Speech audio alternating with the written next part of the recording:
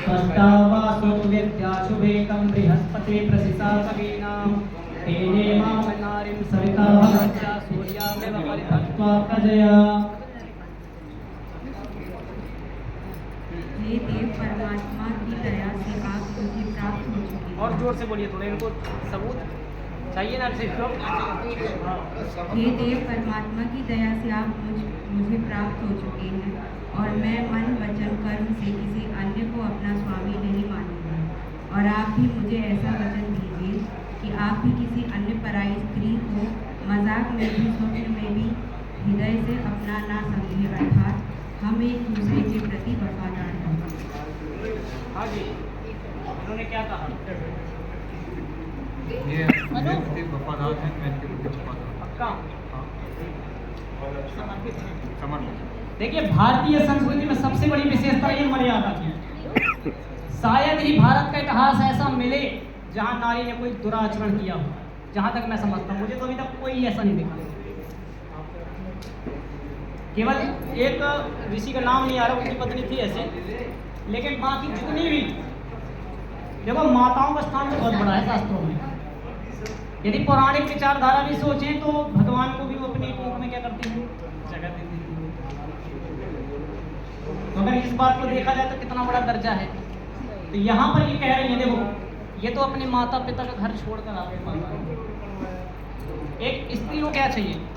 आप समाज में हमेशा देख लेना, ये बात हो सकती है शायद ज़्यादा मैं बोल रहा हूँ, लेकिन रियल बात है ये।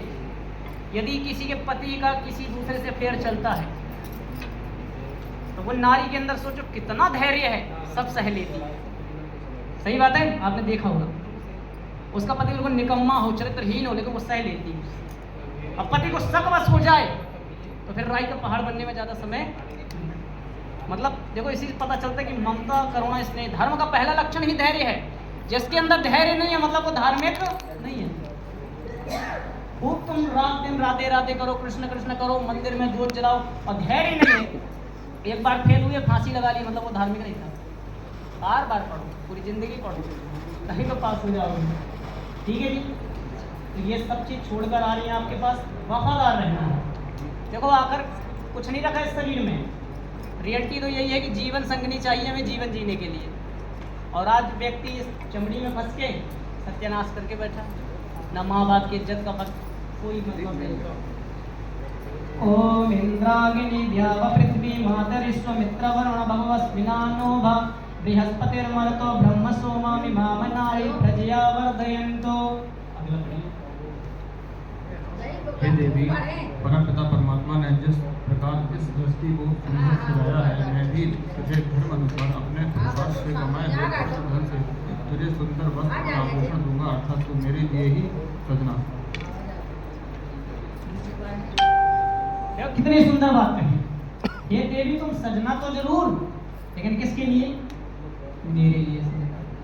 और जो तुम्हारी आवश्यकताएं रहेंगी, जो मेरे समर्थ है वो मैं करूँ, और जो नहीं है तो मिलके करेंगे। कई बार ऐसा होता है ना कि आजकल क्या होता है समाज में, मैं देखा हूँ जितनी विवाह होते हैं, जितने विवाह होते हैं, लड़की अलग कल्पना करके जाएगी क्योंकि टीवी देखकर आई होती है, शादी होगी फिर हम कश्मीर में घूमेंगे। लड़का भी अलग कल्पना करता है। अब पता चले शादी हो गई, अब गोबर उठा लिया, अब बोल रही यही कश्मीर है, ये गोबर ही बर्फ है, उछा दो ऊपर, अब वो बेचारी क्रोधित हो रही है। तो जीवन तो वास्तविकता तो यही है, जो हम देखते हैं वो नहीं है। जब जीवन जियो तब पता चलता है माता पिता कैसे पालते हैं। इसलिए एक दूसरे के प्रति समर्पित रहना है और से सजना संवरना है। किसके लिए? एक दूसरे के लिए।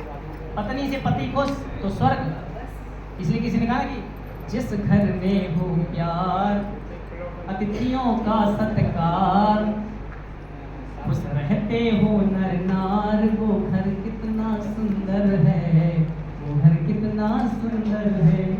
तो जहाँ पर एक दूसरे से लोग खुश रहते हैं, जहाँ यज्ञ हवन होते हैं रोज, वो घर के लोग ही देवता हैं।